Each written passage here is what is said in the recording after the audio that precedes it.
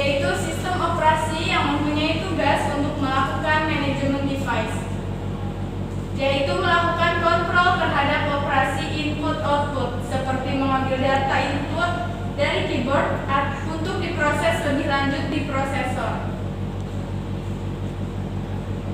Fungsi dari manajemen device yaitu yang pertama adalah scheduling, yang kedua buffering, yang ketiga caching, yang keempat calling, yang kelima device reservation, yang keenam error handling. Yang pertama ada scheduling, yaitu manajemen device yang berfungsi untuk melakukan scheduling atau penjadwalan penggunaan suatu piranti input-output. Jika suatu proses akan menggunakan suatu piranti, maka proses tersebut akan melakukan sistem call kepada sistem operasi. Buffering. Manajemen device berfungsi untuk melakukan buffer, yaitu menampung sementara data operasi input-output. Keuntungan menggunakan buffering adalah sebagai berikut. Yang pertama, mengatasi perbedaan kecepatan antar piranti input-output. Dua, mengatasi perbedaan bandwidth transfer antar piranti input-output. Yang ketiga, mempertahankan schematic penyalinan data. Caching untuk mempercepat eksekusi suatu proses dan piranti input-output, maka manajemen device akan melakukan caching untuk menampung salinan data dari suatu piranti input-output. Spooling dilakukan agar suatu proses yang tidak mendapatkan sumber daya tidak berubah statusnya menjadi blocked. Kernel input-output akan menampung terlebih dahulu data yang hendak dikirimkan ke piranti input-output dan menempatkannya dalam suatu antrian.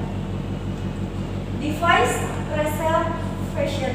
Device reservation dilakukan untuk memastikan agar selama pengaksesan piranti input-output tidak terjadi intervensi dari proses lain. Kernel input-output bertanggung jawab untuk memelihara dan mengaudit status pemakaian suatu piranti input-output sehingga tidak terjadi proses yang tumpang tindih. Error handling. Kernel bertugas untuk menangani error atau kerusakan data yang masih dapat diperbaiki serta memulihkan keadaan yang bermasalah dan mencatatnya untuk dilaporkan pada user. Contohnya, kesalahan pengiriman data input-output. Organisasi sistem I/O dapat ditinjau dari segi organisasi fisik atau perangkat keras, organisasi perangkat lunak.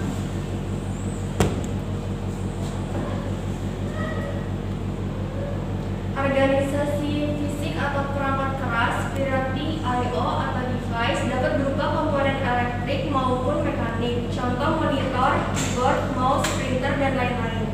Device controller merupakan sirkuit digital yang berfungsi mengontrol kerja komponen mekanik maupun elektrik lainnya dari piranti I/O. Bus I/O terdiri atas bus data, alamat, dan kontrol. Ini contoh organisasi fisik dari sistem komputer. Berikut ini adalah contoh penggunaan piranti I/O berdasarkan karakteristiknya. Organisasi perangkat keras piranti I/O. Karakteristik pembeda. Yang pertama, modus transfer. Yang kedua, metode akses. Yang ketiga, jadwal transfer. Yang keempat, sharing. Yang kelima, kecepatan akses. Dan yang terakhir, modus operasi. Organisasi perangkat keras piranti I/O berdasarkan fungsionalitas.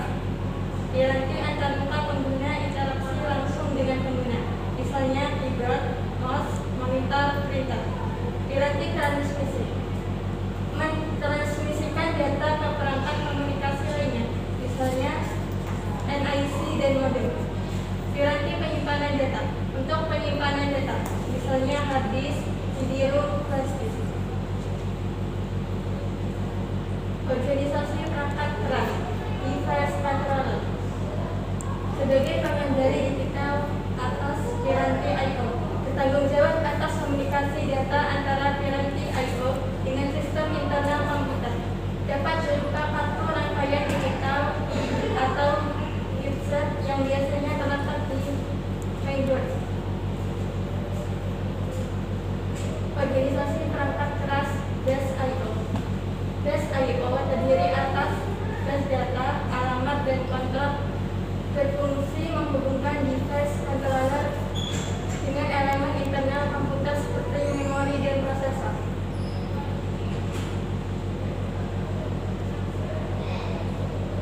Ini adalah contoh pengalamatan piranti I/O.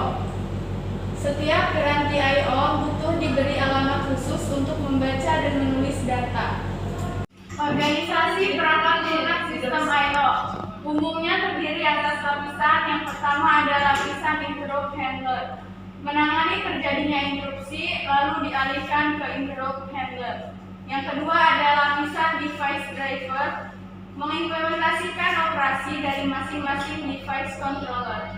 Yang ketiga ada lapisan subsistem I/O atau kernel I/O, menyediakan antarmuka atau fungsi I/O bagi SO atau aplikasi.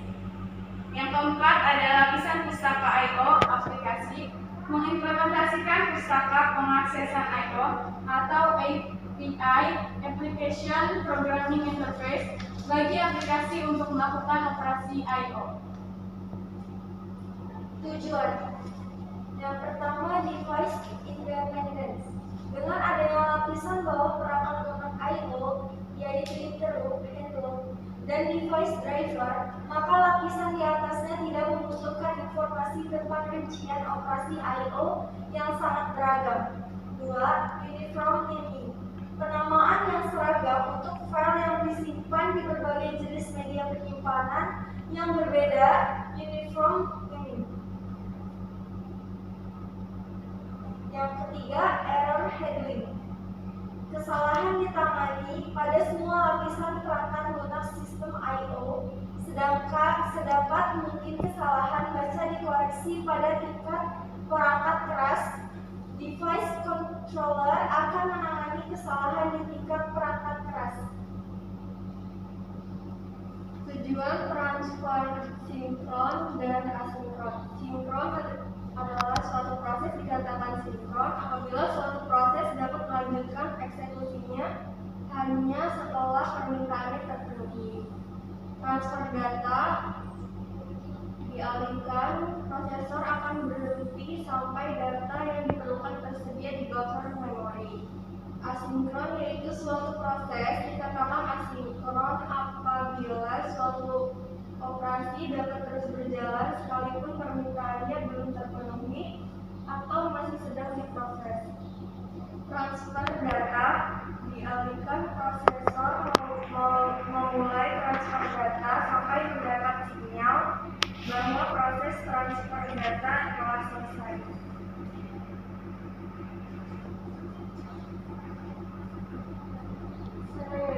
Jika dapat digunakan oleh beberapa pengguna pada saat tersebut. Jadi hanya satu pengguna yang dapat menggunakan piranti I/O pada suatu waktu sampai tugasnya selesai.